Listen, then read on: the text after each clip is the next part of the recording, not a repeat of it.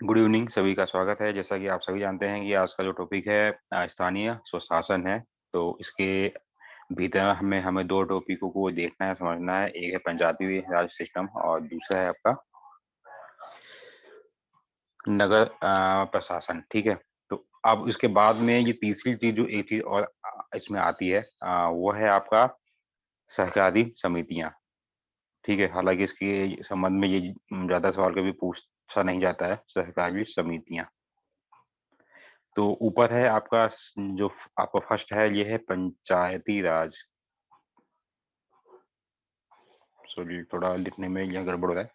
तो ये चलो मैं आपको ऐसे ही नॉर्मल वे में समझा देता हूँ कि ये पंचायती राज सिस्टम और नगर प्रशासन, और तीसरा है आपका आता है सहकारी समितियां। ठीक है।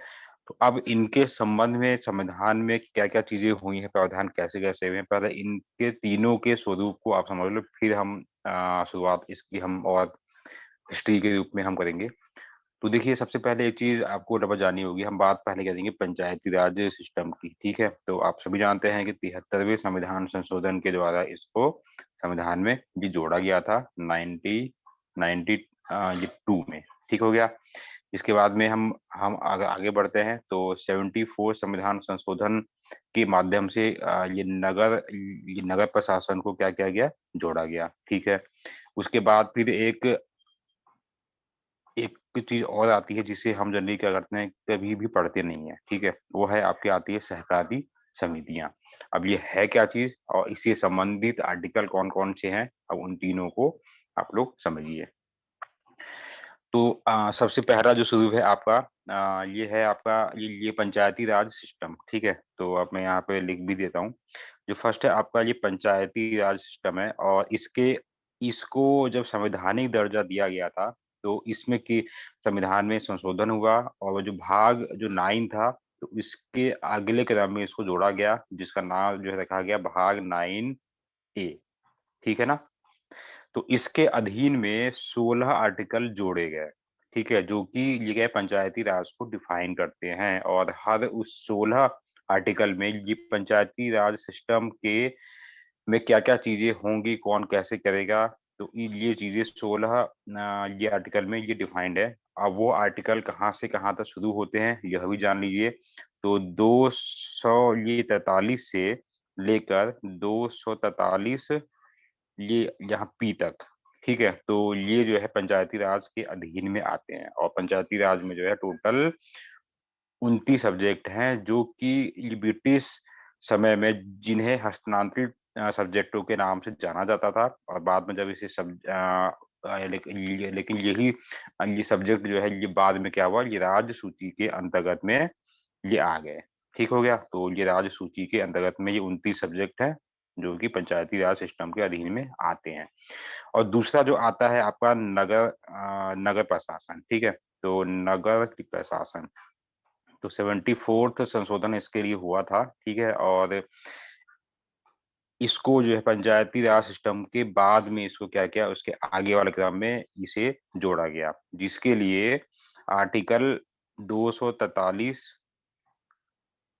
अ, अच्छा, इससे पहले मैंने आपको एक चीज अभी समझाई थी ना, ये नगर पंचायत वाले में, सॉरी, यहाँ ये पंचायत वाले में। तो उसमें मैंने आपको ये बताया था कि जो आर्टिकल है उसमें 16 आर्टिकल जोड़े गए हैं, जो कि 243 से लेके 243 ये ओ तक है, पी तक नहीं, ओ तक है। इसके बाद जो ये प्रशासन में इसके बाद का जो आर्टिकल है, वो 18 आर्टिकल जोड़े गए उसके बाद में। अब वो कौन कौन से हैं, कहाँ तक है, तो वो जोड़े गए हैं 243 पी से लेकर 243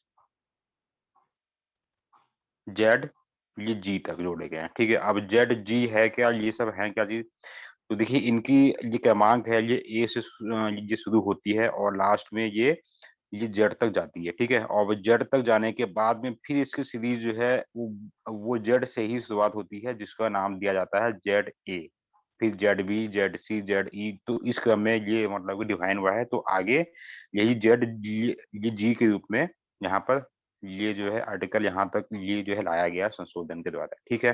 तो 2 चीज़ें हमने यहाँ पर लगभग जान ली और उनसे संबंधित आर्टिकल भी, और नगर पंचायत में 18 आर्टिकलों को जोड़ा गया है और 18 इसमें सब्जेक्ट भी हैं, ठीक है। तो ये 2 चीज़ें हो गई। तीसरा पॉइंट जो आपका आता है सहकारी समिति, है ना? तो कोऑपरेटिव समितियों के ये बारे में हम देख लेते हैं। तो इससे संबंधित जो आर्टिकल है, पहले इसे संवैधानिक दर्जा कब दिया गया? तो इसे संवैधानिक दर्जा दिया गया है सहकारी समितियों को 97वें संविधान संशोधन में, जो कि यह आया था 2011 में, ठीक हो गया? 97 में, तो इसको संवैधानिक दर्जा दिया गया था।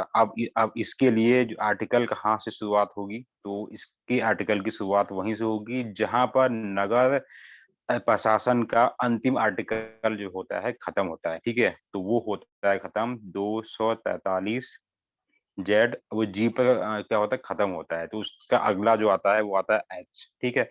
तो सरकारी जो समितियों का जो आर्टिकल की शुरुआत होती है 243 जेड एच से लेकर 243 जेड ये टी तक। तो इतने आर्टिकल ये सभी इससे संबंधित हैं कि पूछे भी जाते हैं। आप लोगों ने ये पिछले टाइम ग्रुप सी का एग्जाम हुआ था, तो उसमें एक ऐसा ही आर्टिकल दिया गया था। ऑप्शन ए पर आप लोग देख भी लेना। तो ये 3 चीज़ें मतलब मैंने आपको बता दी हैं। अब इसके बाद में आप धीरे-धीरे इनको हिस्ट्री की ओर हम यहाँ बढ़ते हैं कि स्थानीय स्वशासन की शुरुआत जो कैसे हुई और क्या-क्या इसमें सिस्टम आया था। तो चलिए मैं डिफाइन कर दूँ कि देखिए स्थानीय स्वशासन है क्या चीज़? पहले तो ये आपको मालूम होना चाहिए, ठीक है? इससे पहले जो मैंने अपने सेशन जितने लिए थे, उसमें मैंने एक चीज़ आप लोगों को समझाई होगी, विकेंद्रीकरण, ठीक है ना? समझाई थी मैंने सभी को। आप ज़रा मुझे कोई यह बता दें कि करण ये होता क्या है? क्योंकि ये इसी शब्द से ही जो है स्थानीय स्वशासन का की क्या होती है शुरुआत होती है, ठीक है? तो पहले मैं डिफाइन यहाँ पर ये कर दूँ स्थानीय स्वशासन है क्या? तो स्थानीय स्वशासन जो है एक ऐसा सिस्टम है जिसमें निचले स्तर पर यानी कि सबसे लोएस्ट लेवल पर लोगों को मतलब शक्ति दे देना कि वो अपनी समस्याओं का हल जो है खुद ही सुनिश्चित वो कर सकें, या फिर उनकी जो भी समस्या है उसका हल वो स्वयं ही कर सकने में सक्षम हों। तो इसे कहा जाता है स्थानीय स्वशासन, ठीक हो गया? तो अब इसकी शुरुआत जो कैसे हुई और इसको एक बार अच्छे से आप लोग सुन लीजिए, ठीक है? हालाँकि ये डिफाइन रूप में मतलब ये अनडिफाइंड रूप में ये प्राचीन काल से ही रहा है, लेकिन जब भारत की रूपरेखा जब सामने आई ब्रिटिश समयकाल में, तो ये धीरे-धीरे क्या वो डिफाइन होने लगा। यानी पहले ये जो था अनडिफाइंड था, ये सिस्टम होते थे पहले, लेकिन वो अनडिफाइंड रूप में हुआ करते थे, बाद में ये डिफाइंड रूप में होने लगे थे, ठीक है? तो देखिए अब इसमें है क्या चीज़? तो अब देखिए इसमें है क्या जी, पहले आपको मैं इम्पोर्टेंट चीज़ें इसमें समझा दूँ, क्योंकि ये थोड़ा-सा ये इतनी चीज़ जो यहाँ पे दी गई हैं, ये अगर आप नहीं भी देखेंगे तो भी आपका काम हो जाएगा। तो फिलहाल मैं अगली स्लाइड को मैं जो है ओपन कर लूँ, तो यहाँ से आपको डिटेल में हर चीज़ मालूम चलती रहेगी। देखिए इस वाले में हर चीज़ बहुत ही इम्पोर्टेंट है। तो भारत में स्थानीय स्वशासन संस्थाओं का जो था जो भी सिस्टम था ये प्राचीन समय में मौर्य काल से ही रहा है, ठीक है? तो भारत के इतिहास में मौर्य काल ही एक ऐसा इतिहास था जिसने जो है पूरे भारत को एक रूप में बाँधा। आप सभी जानते हैं हिस्ट्री, आप लोगों ने सबने ही लगभग देखी होगी। और मौर्य काल से अगर पहले की हम बात करें तो छोटे-बड़े बहुत सारे जो है राजा हुआ करते थे, लेकिन इतना बड़ा साम्राज्य जो है वो किसी का नहीं था, किसी काल में नहीं रहा जितना मौर्य काल में ये रहा था। तो देखिए मध्यकाल उसके बाद में क्या आता है कि ये मध्यकाल में ये जो है मुगलों के समय में भी ये ऐसी संस्थाएँ जो है अस्तित्व में ये रही थी, लेकिन अनडिफाइंड रूप में। और आधुनिक अगर काल की हम बात करेंगे तो ब्रिटिश शासन के द्वारा भी स्थानीय स्वशासन के लिए बहुत सारे प्रयास जो है किए गए थे। अब वो किस रूप में किए गए थे, अब यहाँ से सवाल बनता है। तो 1864 में भारत सरकार के एक प्रस्ताव के द्वारा, अब भारत सरकार 1864 की बात हो रही है, यानी कि ब्रिटिश समय काल का ये समय है, ठीक है? तो उस समय क्या होता है कि स्थानीय स्वशासन को मान्यता प्रदान करने के लिए 1800, ठीक है? देखिए इसमें भी ये सब लिखा हुआ है। मान्यता ये जो है प्रदान करने के लिए 1800 1870 में, हाँ, ठीक है? लॉर्ड मेयो ने पंचायतों को के जो भी फंक्शनल एवं वित्तीय फाइनेंशियल स्वायत्तता देने का प्रावधान किया कि भई जो जो पंचायतों का निर्माण हो और उन पंचायतों के लिए फंक्शनल और फाइनेंशियल स्वरूप जो है उनको सौंपा जाए। तो ये इसकी शुरुआत हुई थी लॉर्ड मेयो के समय में ही और इसी लॉर्ड मेयो ने फिर आगे की रूपरेखा को ये क्या-क्या बनाया, ठीक है? तो अब आगे बढ़ते हैं 1882 में तत्कालीन वायसराय यानी कि उस समय 1882 में कौन था वायसराय? लॉर्ड रिपन था। 1880 ये 2 की बात हो रही है, ठीक है? तो इससे 1 साल पहले हम बैक जाएँ, तो आप सभी जानते होंगे 1881 में लॉर्ड रिपन ये वायसराय था जिसके समय में विधिवत जनगणना की भी शुरुआत हुई थी, ठीक है? तो उसके अगले वर्ष में 1882 में तत्कालीन वायसराय लॉर्ड रिपन ने स्वशासन स्थानीय स्वशासन के लिए एक प्रस्ताव क्या किया, उसने जो है पारित किया, ठीक है? अब उसमें उसमें ऐसा क्या था, जिसके द्वारा जो है संपूर्ण देश यानी कि ये पूरे ये देश में जो उपखंड बोर्ड या जिला बोर्ड स्थापित करने का उसने सुझाव दिया। मतलब ये जैसे अभी वर्तमान में ये क्या जिला है, फिर ये जो जिले के नीचे में होते हैं, ये क्या ब्लॉक होते हैं या फिर जिन्हें हम उपखंड के नाम से भी हम जानते हैं। तो ये उस समय नहीं हुआ करते थे। तो ये विचार जो है विपिन के माइंड में ये आया था और इसने इस सिस्टम को ये क्या-क्या लागू करने का इसने सुझाव दिया। ठीक हो गया? तो इसी प्रस्ताव को स्थानीय स्वशासन का मैग्ना कार्टा भी कहा जाता है। तो ये कभी भी सवाल आ सकता है, इसलिए इम्पोर्टेंट हो जाता है, ठीक है? इसी स्थानीय स्वशासन मतलब जो ये जो भी ये रिपिन का था, इसी को ही मैग्ना कार्टा की संज्ञा भी दी गई है और लॉर्ड रिपिन को ही स्थानीय स्वशासन का जन्मदाता कहा जाता है। ये सवाल कई बार आया है, ठीक है? तो रिपिन का नाम ध्यान में रखना पड़ेगा।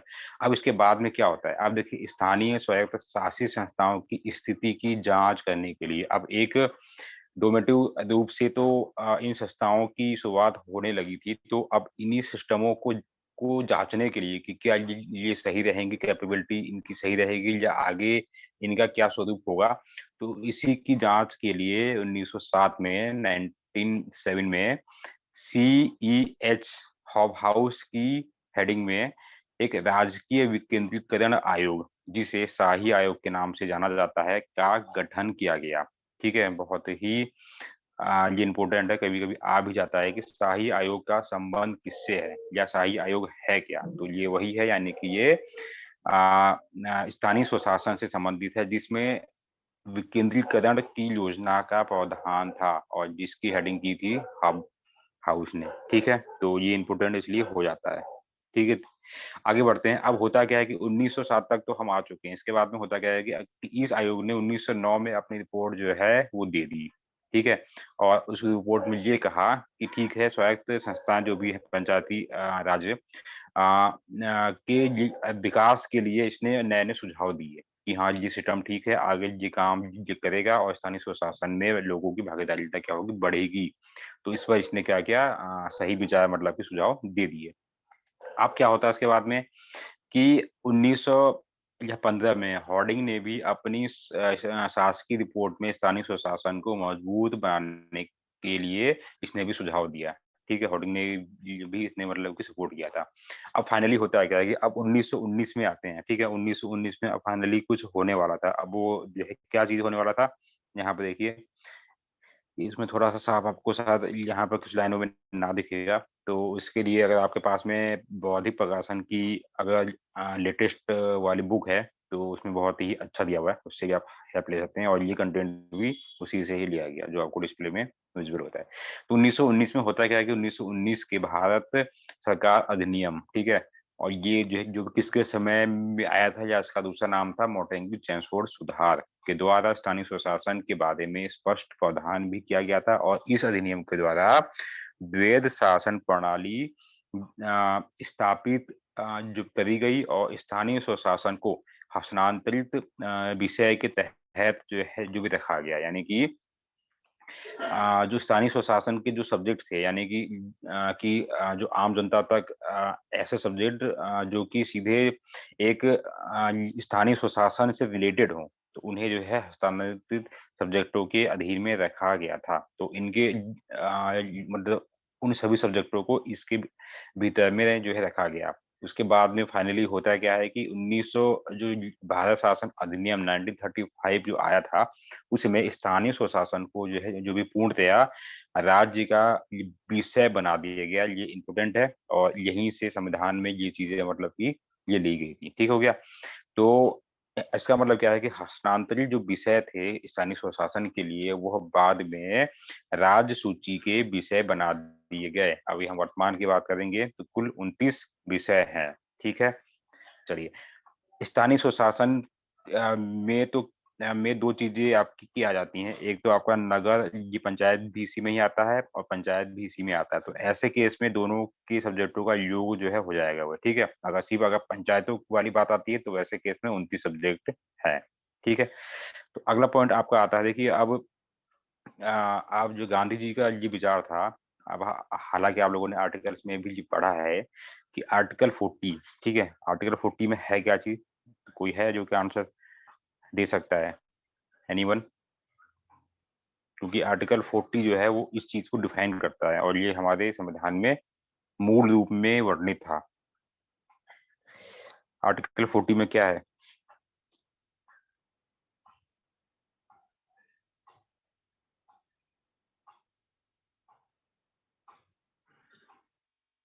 ठीक है, गुड। तो आर्टिकल 40 जो है ये रिलेटेड रिलेटेड है ये है पंचायतों का गठन या फिर ये ग्राम पंचायतों का गठन। ठीक है। और ये हमारे मूल संविधान में है भाग 4 में, जो कि नीति निर्देशक तत्वों के अधीन में आता है। तो ये संविधान में ये पहले से इस शब्द की विवेचना थी, यानी कि महात्मा गांधी शुरू से ही वो चाहते थे कि विकेंद्रीकरण हो, तो उनके विचारों को इसमें शामिल किया गया था। लेकिन फिर भी जो है पंचायती राज सिस्टम को डिफाइन पूर्ण रूप से जो है डिफाइंड जो है वो 73वें संविधान संशोधन के द्वारा उसको स्वरूप दिया गया। ठीक हो गया? इतनी चीज आप लोग समझ गए। अब इसके बाद में और कुछ धीरे धीरे और भी कुछ चीजें होने वाली थी। तो आप देखिए 1935 के अधिनियम से ये जो सब्जेक्ट थे इनके लिए राज्य सूची के भीतर में आ चुके थे। लेकिन फिर भी इसका मतलब ये नहीं था कि भारत सरकार जो राज्यों को सौंप कर अपना काम ये जो है बंद ये कर दे। ठीक है। तो केंद्र सरकार भी इस काम में ये लगी हुई थी कि राज्य अपना मतलब कि राज्य स्वशासन स्थानीय स्वशासन के सब्जेक्टों को ये देखेंगे और जो सेंट्रल लेवल के जो सब्जेक्ट हैं जो कि रिलेटेड जो कि स्थानीय स्वशासन के जो भी आपके सब्जेक्ट हैं तो उनके ऊपर वो क्या करते हैं, सपोर्ट। ठीक है। तो उन सपोर्टों को देने के लिए स्वतंत्रता लिए प्राप्ति के बाद में, ठीक है, महात्मा गांधी जी के ग्राम स्वराज की अवधारणा को साकार करने के उद्देश्य से केंद्र सरकार ने क्या किया कि 2 अक्टूबर 1952 को जवाहरलाल नेहरू जी के नेतृत्व में एक कम्युनिटी डेवलपमेंट प्रोग्राम को शुरू किया गया, जिसे सीडीपी के नाम से भी जाना जाता है। ठीक है। तो ये बहुत ही महत्वपूर्ण है, ये कई बार सवालों में आया भी है। तो चलिए अब आगे मैं यहाँ से अब बढ़ता हूँ। ठीक है। तो अब ये इसकी शुरुआत आपकी हो गई थी 2 अक्टूबर 1952, जिसे हिंदी में कहते हैं सामुदायिक विकास कार्यक्रम। ठीक है। तो इसका जो बेसमेंट था इसका भी यही था, यानी कि जो है देखिए इसके शब्द को ही देखिए आप, कम्युनिटी डेवलपमेंट ये प्रोग्राम है, यानी कि जो कम्युनिटी समाज के जो लोग हैं उनके विकास से संबंधित क्या है कार्यक्रम। ठीक है। तो लेकिन ये क्या होता है कि ये बाद में विफल हो जाता है। विफल ये जो है कैसे होता है अभी आगे हम देखेंगे।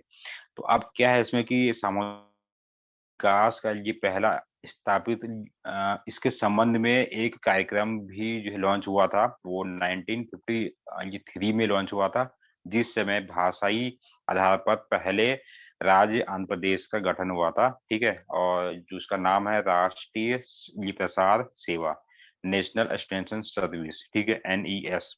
तो ये जो है 1953 में ये फाउंडेशन स्वरूप में ये शुरू हुआ। ठीक है। अब लेकिन होता क्या है इसमें, ये फाइनली ये सिस्टम जो फेल हो जाता है। फेल होने के बाद अगर ये सफल होता तो मूल जो अभी ये पंचायती राज का सिस्टम का अभी जो वर्तमान में स्वरूप है ये ऐसा नहीं होता। ये कहीं ना कहीं सेंट्रल के द्वारा बनाए गए स्वरूपों के अधीन होता। ठीक है। लेकिन ये जो फेल हो गया था, अब वो कैसे हुआ था देखिए।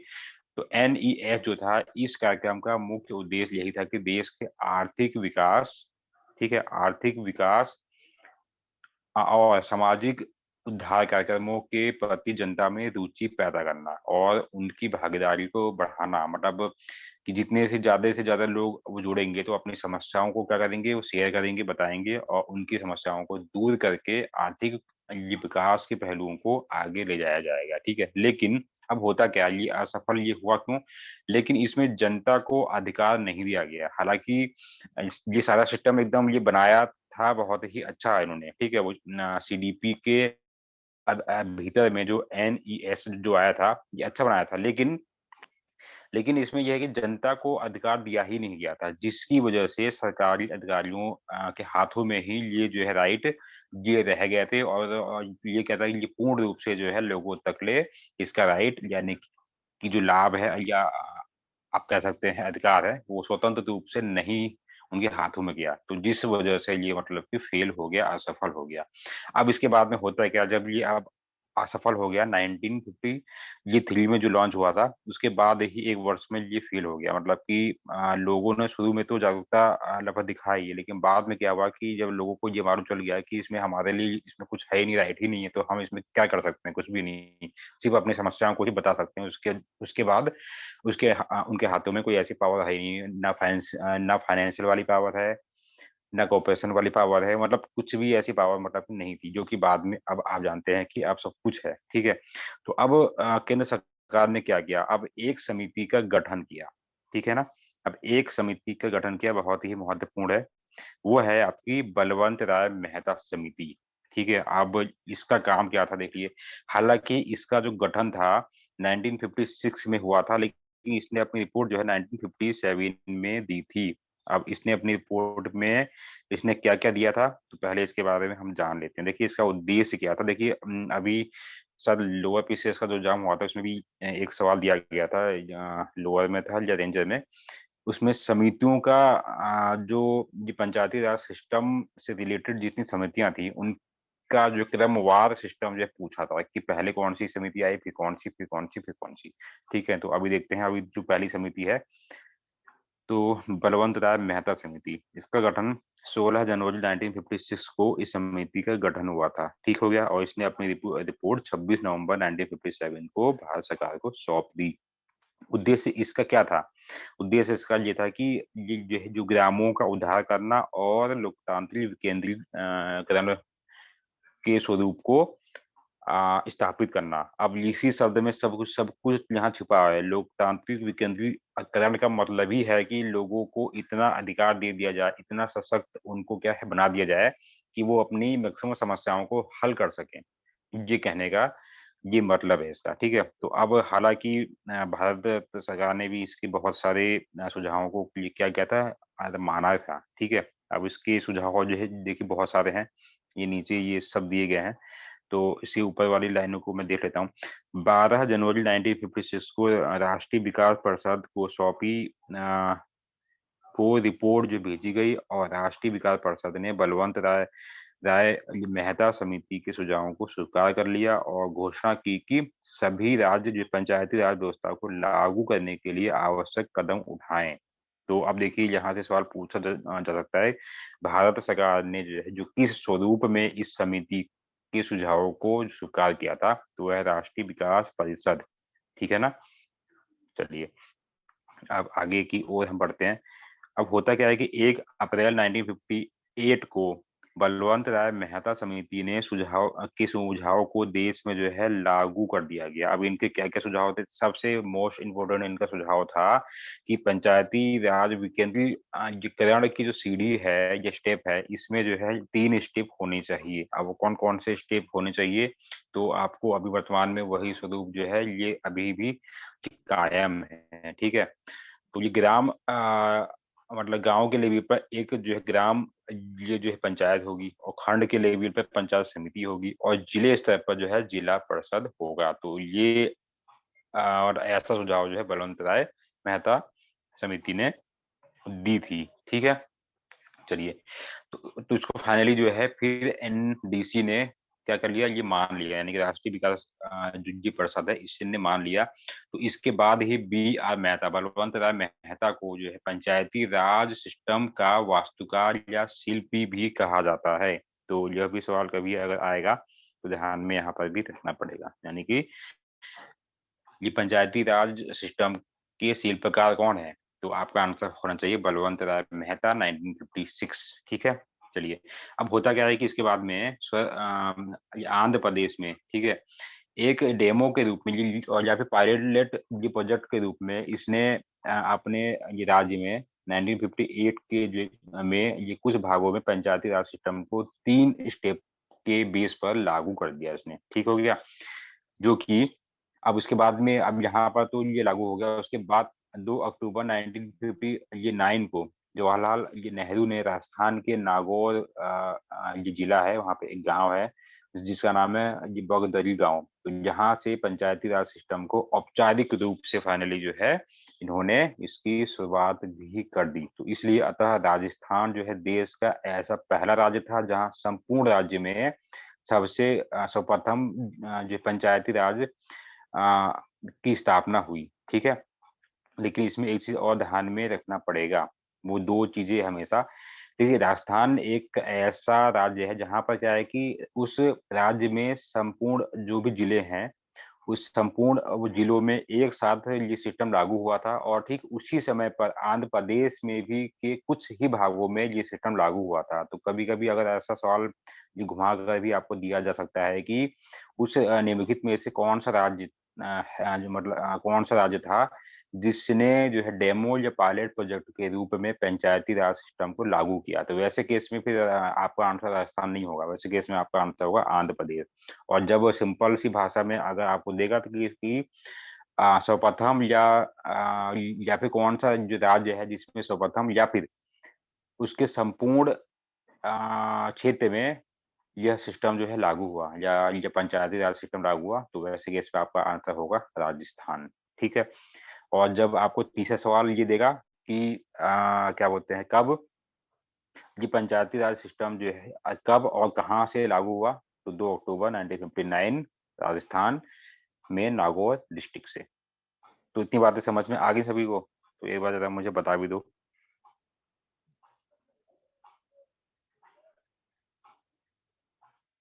क्योंकि आ सकता है ना कुछ भी सवाल। देखिए यहाँ पे एक सवाल था ये दिया हुआ है 1 अगस्त 1958 को आंध्र प्रदेश में ये सिर्फ़ सीमित रूप में ये लागू यहाँ पर किया गया था, ठीक है? तो ये लाइन भी ध्यान में आपको यहाँ पे रखनी है। चलिए, ये सब हो गया आपका।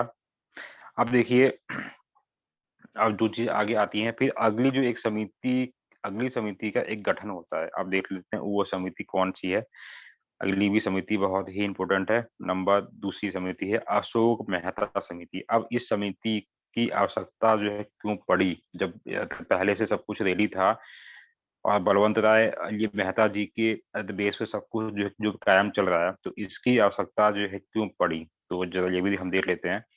देखिए, अब आप सभी जानते हैं ना कि समय-समय पर होता क्या है ना कि जो है कुछ मॉडिफ़िकेशन होते रहते हैं, वो चाहे योजनाओं में हो, चाहे नियमों में हो या फिर हमारे संविधान में ही क्यों ना हो। तो अब देखिए वो जो 6 की जो समिति थी बलवंत राय मेहता, तो जो कि फाइनली 1958 में जो आंध्र प्रदेश और 1959 में राजस्थान में लागू हुआ था उनका स्वरूप। तो उसी की जाँच करने के लिए कि ये क्या अब 1977 बिल्कुल भी आ चुका था, यानी कि कम से कम 18 साल जो है आगे वाली बात है अब ये। तो अब जो सिस्टम ये चल रहा है, क्या इसमें कुछ मॉडिफ़िकेशन की आवश्यकता है या कुछ और शक्तियों को उसमें दिया जा सकता है या हटाया जा सकता है? तो उसी के रिव्यू करने के लिए जनरली अशोक मेहता समिति का गठन हुआ था 1977 में। ठीक है? तो ये है दूसरी समिति है और अशोक मेहता जो थे इन्होंने बलवंत राय जो समिति थी उसके बिल्कुल जस्ट अपोज़िट इन्होंने अपनी संस्तुति या सुझाव दिया था, जो कि अभी हम नीचे देखेंगे। यानी कि 2 स्तरीय इन्होंने सिस्टम को लागू करने की बात यहाँ पे कही थी, जो कि बलवंत राय मेहता वाली समिति में क्या था, उसमें जो है जो भी 3 टायर थे, यानी कि वो 3 स्तरीय थी और यह 2 स्तरीय है। तो इस टाइप का भी सवाल आपसे पूछा जा सकता है, ठीक है? चलिए, उद्देश्य है आपका इसमें देखिए ये पंचायती राज ये सिस्टम का ये जाँच करना, जो कि 1959 से चला आ रहा था, ठीक है? और इस समिति का गठन 12 दिसंबर 1977 को हुआ, ठीक है? और समिति में टोटल ये 13 सदस्य थे, ठीक है? तो सदस्यों की संख्या तो पूछता नहीं है।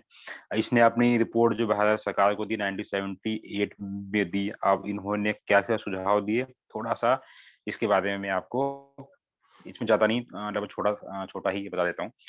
तो ये पंचायती राज सिस्टम की मूल्यांकन और इसे और अधिक जो है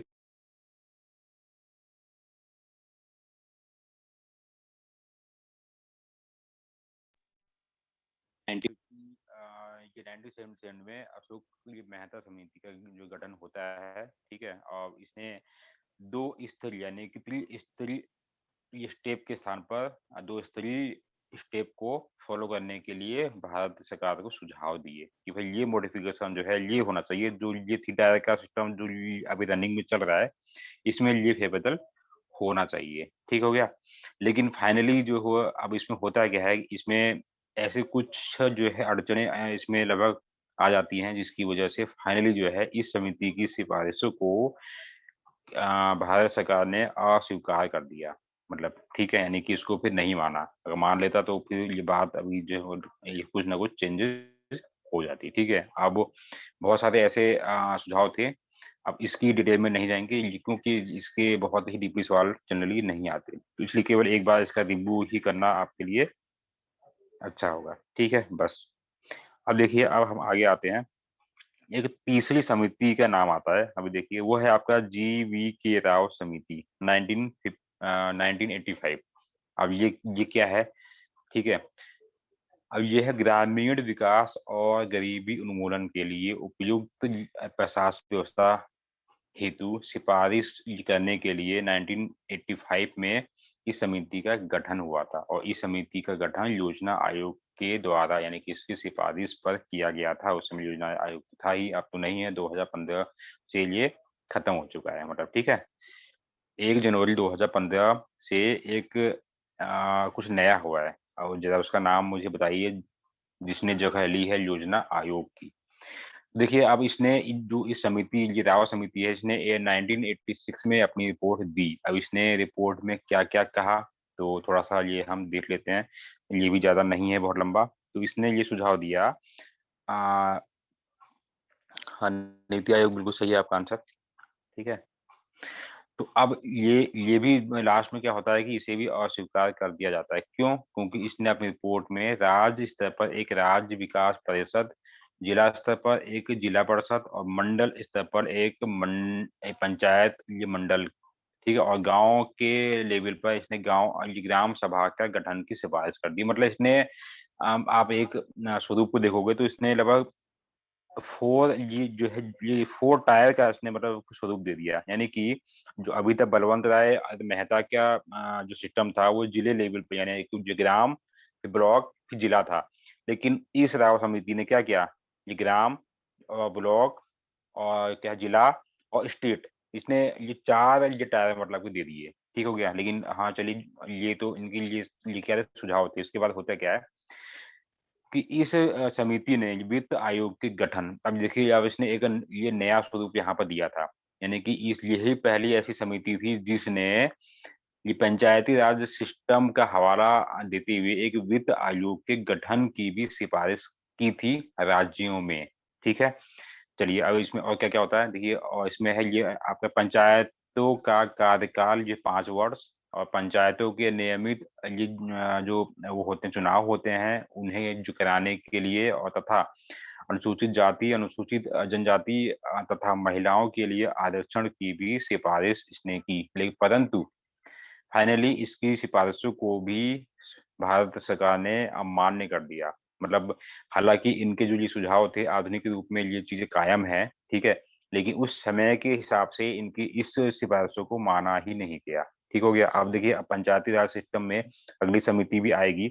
उस समिति को समझाने से पहले एक चीज़ आप लोग लगभग जान लीजिए। आप सभी जानते हैं कि उत्तराखंड में पंचायती राज सिस्टम में 2008 में ये महिलाओं के लिए उसमें कुछ आरक्षण की व्यवस्था जो है जो की गई है, वो कितनी है? वो है 50%, है ना?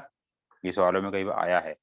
और कई सारे राज्यों ने भी क्या कर दिया था अपने राज्यों में 50% का ये जो है रिज़र्वेशन महिलाओं के लिए दे दिया गया था। इसी स्वरूप को देखते हुए 2009 में भी क्या होता है कि फिर अब 2009 में केंद्र सरकार ये जो है लागू कर देती है ये पूरे भारत के लिए कि भाई पंचायती राज सिस्टम में क्या होगा कि महिलाओं के लिए 50% आरक्षण की व्यवस्था होगी। हालाँकि पंचायती राज सिस्टम जो है ये विषय कहाँ का है? ये है राज्य का, लेकिन वो संसद के वो द्वारा जो है वो कानून और ये नियम जो है बना सकती है। कौन? भारत सरकार। तो उसने 2009 में इन चीज़ों को लागू कर दिया। अब यानी कि अब चाहे हमारे स्टेट की बात हो, चाहे भारत लेवल पे बात हो, दोनों ही केस में पंचायती राज सिस्टम में महिलाओं के लिए 50% आरक्षण लागू है।